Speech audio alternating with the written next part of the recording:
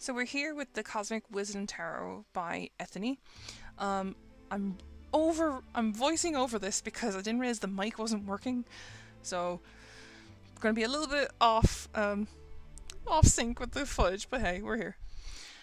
So we can see like the book. I was just mentioning like the book is very good, very clear and concise, and it's very good for a beginner. Like the style that we'll see as I go through this is very scrapbook like, and the deck is gorgeous. Like, I can't get over how amazing this is. So, yeah. Found my little proof of authenticity there. So that's one of 2000 limited printing. Yeah, it's a phenomenal deck. The art is by James Fenner, and obviously it's co-created with Ethany herself. As you can see here, I was just going through like there's uprights, there's reversals. Sorry, that's off camera. I was getting used to the new setup-ish thing because I have a new computer tower on my desk. But yeah, it's just going along saying what each symbol means, like the horses, the flowers, and what type of moon there is, and such. So it's a really good like representation of breaking down the meanings in the card rather than going, the chart is about slow and steady wins the race. Like there's more to it than that. So, you can interpret things differently. And I flipped through here saying that the swords are in this like pale purple, the cups are in a blue, the wands are in orange, and the pentacles are in a green. It's color coded in the book, which is lovely. And it's a nice sized book to carry around with as well. It's beautifully done. I think it's a phenomenal, like, nice sized deck, because I don't mind a deck and box set. It's just sometimes they're bulky, and I don't usually use the books, or the boxes, so yeah. So this is gilded and iridescent, so Ethany just spoiled us here. She actually spoiled us. I love how it's like gorgeous, and it's like gilded on the back as well. I do ramble on here about the Fool, saying that it's a lovely traditional style, but the art style is so refreshing as well. And it's going on about, like, just talk about it, the iridescent there, say, look. Yeah, and it's just more refreshing and very, it's not like how Chris Ann does her decks. Like, Chris Ann, I love her stuff. I love the Light Seers Tarot and the Muse Tarot, but they're very modern takes on tarot. And it's nice just to reconnect with the roots of tarot and the traditional side of it.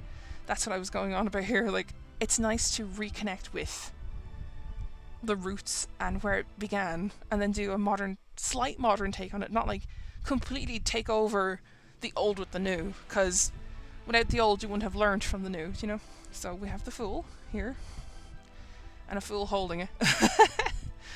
And me just flipping through the book, checking that, yep, it's James Fenner, see, told you, James Fenner. But yeah, just waiting for this to come on, love. Carry on. Flip through the deck. Is this what it's like to watch my videos? Good lord. Now the Magician, and I do mention like the diversity in this is beautiful. Yeah, matches the thing. The diversity in this is lovely, and it's a nice balance of the genders too, like any spectrum of genders. There is a point where I think the Hanged Man says Hanged One, and it just like that's the High Priestess is gorgeous. Sorry, she's gorgeous. But the Hanged Man is like Hanged One, and it can be any gender. And I do mention here that the Empress is a lovely like late 20s, early 30s person. Like she's more youthful for a mother figure compared to the Emperor, which I'll probably pick up saying who's more old-fashioned. So it's literally her opposite, and his opposite is her. So it's kind of a nice like balance rather than like they're king and queen. Be done with it, But it's more like they are the opposite in like his old traditional ways and her modern ways of approaching things with a gentle touch rather than an iron fist. So it's quite good.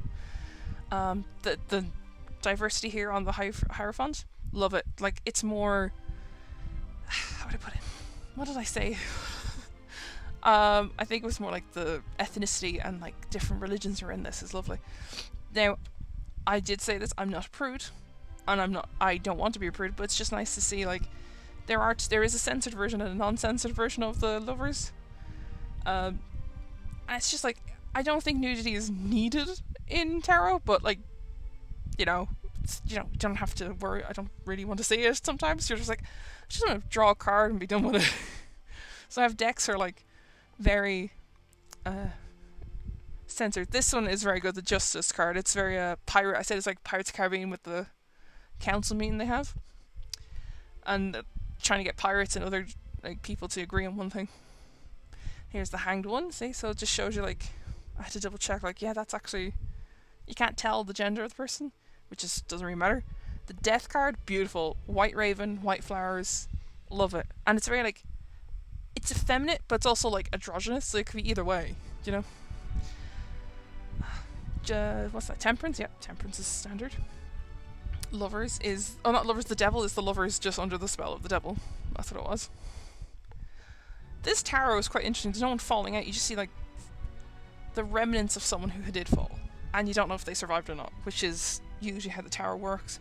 See, do they get past the trial and tribulation of it all? Yeah. I'm here checking, make sure it's not the, I said, was it the Empress's wreath? It's not, because sometimes she has pomegranates, but it's mostly a wreath of stars. Now we have the Star card. Love the blues and yellows. Stunning colours, very refreshing take on the star. The Moon card, there's no dog and there's no crayfish. It's just a wolf and jellyfish. So that'd be interesting to read with. To find out like how does the crayfish or crawfish or lobster, whatever it is, match to a jellyfish. Be interesting. The Sun card has a couple in the distance on a horse rather than a baby on a white horse, and they're further away rather than up close. So it just shows you like, I don't know. But there's the Angel of Death for Judgment. Love that kind of twist to it. And here's the World card, where I do mention like it's nice refreshing take that she is modestly covered. And I do say like, I'm not a prude, I'm not a nun, whatever, you know, I just don't mind I can live without nudity in a card deck. So yeah, so we're gonna get on to the flip through of the minors now.